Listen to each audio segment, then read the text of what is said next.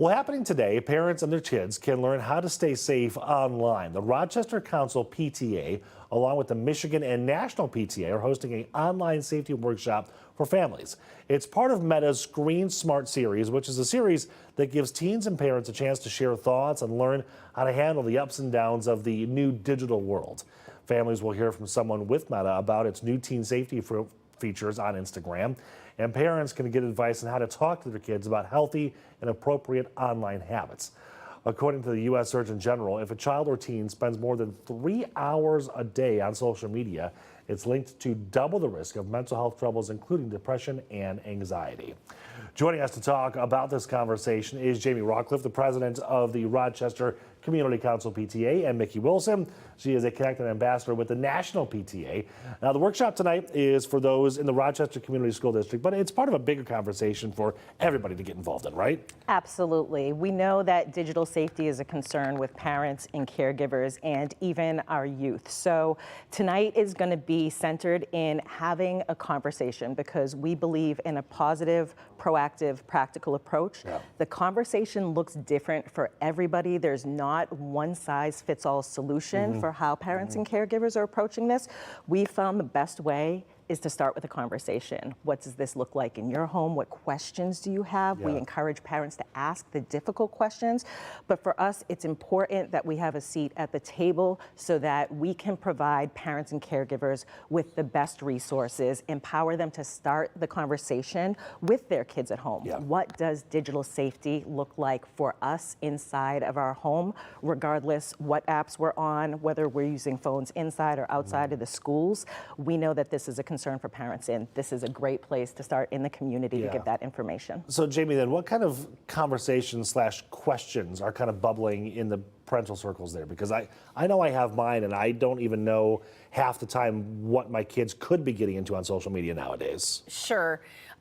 So it's one of the biggest issues we hear from our PTA leaders in Rochester, particularly those with the upper elementary, middle school, heading into those teen years. They want to know what their kids are doing, what are the safe spaces for them online, and how can they protect them. And we've been looking for ways to bring speakers in who are knowledgeable on the topic. So when National PTA reached out about hosting this event, it was kind of a no-brainer for us. Right. This is something everyone wants to know about. So not to give everything away because the meeting is tonight, but can you kind of walk us through some of the things that parents usually are surprised by when they hear what is available to their kids on social media? Yeah, I think the first thing they're surprised by is that they're not alone. That they're not alone in navigating this, because sometimes it seems central to us. They're always surprised about learning about new safety features or parental control safety features that they didn't know about. I think that's most parents don't know about them. Huge. Right. So just being able to walk over that empowers them in, oh, we can set up parameters and we can talk to our children about how they're navigating. Another piece I really love is we bring the youth voice to this event. We have an adult panel and we have a youth panel. We ask them the same questions, and what I find is they're concerned about the same things. They're just looking at it from different perspectives and coming at it from a different angle. So this is a great approach where adults actually walk away hearing the youth perspective, how they're using social media, what their concerns are, And they're honest about it? They're honest about it. Like, that's what I love about the panel. Like, kids never hold back. And so the panel is a safe space for them to share their experiences because, again, everybody's walking away more informed. We don't just focus on the positive. We get into the negative and what are the concerns and what are you seeing? Because I think awareness is very important for the conversation. Well, and one of my biggest concerns is always not necessarily what content on there is a huge conversation, right, and a huge concern, but who can have access to my kids? Exactly. I think is probably my bigger concern. Is that something that you share? Definitely, because like you mentioned earlier, we as adults don't always know the newest technology. I have Don't be calling me out like that.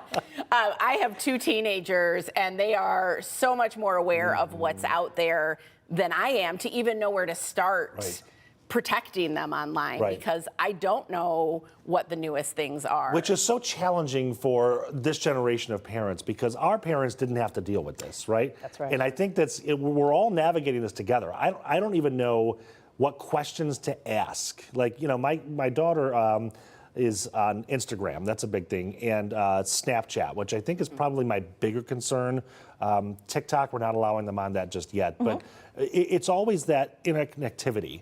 Yeah. And I think the challenge, and I'm sorry I'm taking so much of your time here, is that it seems to be, again, the content is a huge conversation, but who can get to them? But the argument from the kids back was, well, that's how my friends are communicating. Yeah. They're not texting anymore. It's all on the apps. Yeah, yeah. And they give us this information. One thing that Meta will be touching on tonight is teen accounts. They introduced teen accounts last year. Okay. And so this is another feature that parents may not be aware of that actually helps kind of control the platform in the sense of, what are my kids exposed to? How can I just kind of monitor without being intrusive? Right. That they're being safe, that Up they're in their space. Yeah, that they're protecting themselves and creating boundaries online so that those kind of bad actors and the things that we worry about when it comes to safety and security, those sit a little bit further back in the mind because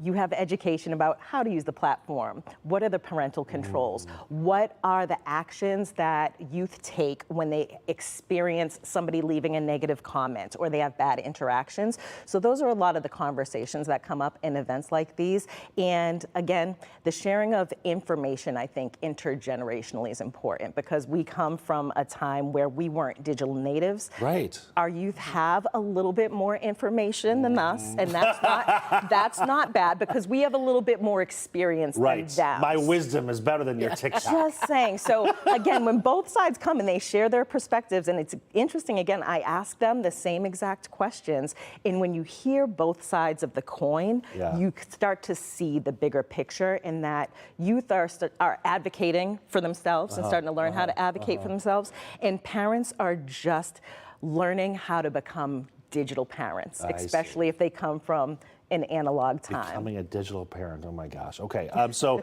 I know the meeting is tonight, it's in Rochester. Is this open to the public? Can anybody just show up? How does this work? So we do have walk-in registration available. Okay. And as Mickey said, there's going to be parent panels, student panels, and it all kicks off at 6:30. Got it. The information is actually on screen, 6:30 to 8:30 at Rochester Adams High School up there in Rochester Hills on West Tinkin Road. Thank you so much for being here. This is an incredible conversation. And I know the program tonight is 2 hours. It could probably be 2 days, honestly. Right, sure. We have all kinds of resources, all free resources, so thank you for having us. Thank you. Okay, 6:30 tonight, be there in Rochester.